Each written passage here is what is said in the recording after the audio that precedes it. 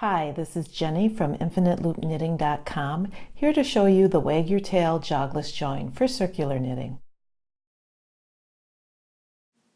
The sample of knitting shows a significant jog or stair step at the bottom. Typically, this is not a desirable effect. It's caused by joining the first round of knitting to the cast-on round. And if you want a nice, smooth, flat edge to your circular knitting, what you really need to do is join the cast-on round to the cast-on round. I think I have a pretty good technique for you. I call it the Wag Your Tail jogless join. Let's see how it's done. Let's set up for long tail cast-on.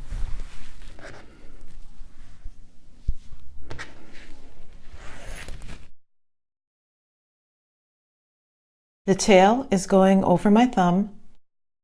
The working yarn is going over my forefinger.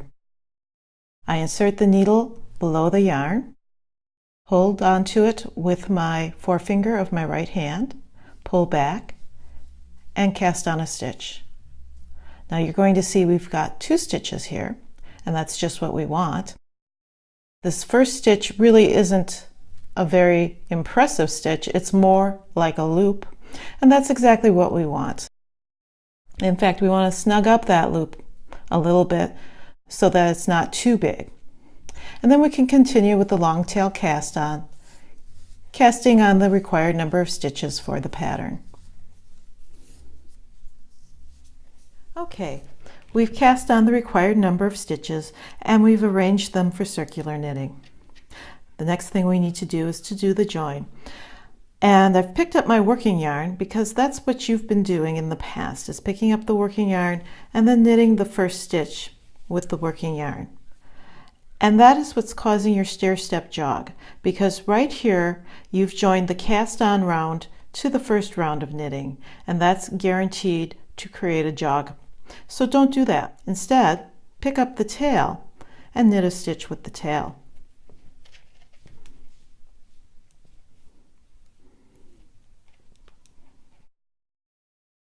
Now, this stitch really isn't the first stitch of the round. It's really a cast on stitch.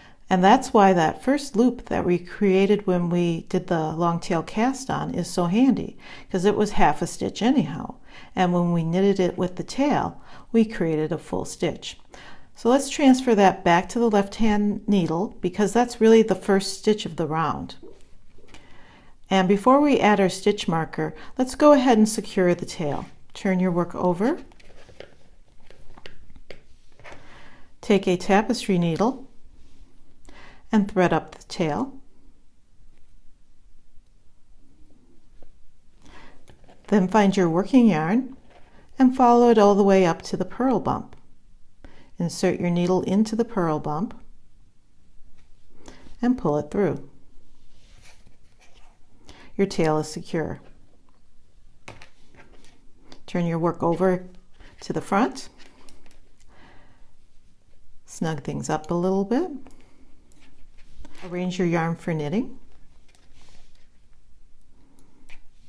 And insert a stitch marker to help you remember where the round starts.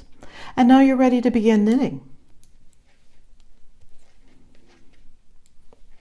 And that's really all there is to the Wag Your Tail jogless join for circular knitting. I do like to give the tail a little wag, because after you knit a few rounds, you're going to see what a perfectly wonderful join this is, how smooth and flat everything is, how every stitch looks like its neighboring stitch. It really is invisible. All right, we have finished our knitting and have bound off. As you can see, the sample knitted with the Wag Your Tail jogless join sure lives up to its name. I don't spot any jog there. It's perfectly straight across the bottom. Compare that with the sample above, where the jog is quite noticeable. The tapestry needle points to the stitch that we knitted on with the tail, and you can see it looks just like its neighbors. Everything in that join is just perfectly aligned. I can find no fault with it, and I hope you feel the same way. Here's how it looks on the reverse side. Now the only problem we have is that the bound off edge does not look very good right now. And there's a little trick for circular knitting. I think a lot of you know it, but in case you don't, Here's how to finish your circular knitting if you're using the standard cast off. After you've pulled your yarn through like this, thread it up with a tapestry needle, and then locate the first bound off stitch, which is this purple one right here.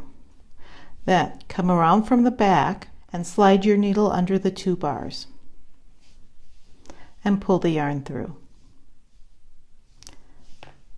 Then locate your last bound off stitch and insert the tapestry needle down into the center of that stitch and out the back. Snug it up a bit, and you can see suddenly it looks very, very good.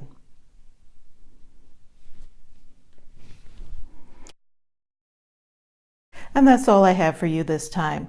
Like, comment, and subscribe to keep these videos coming.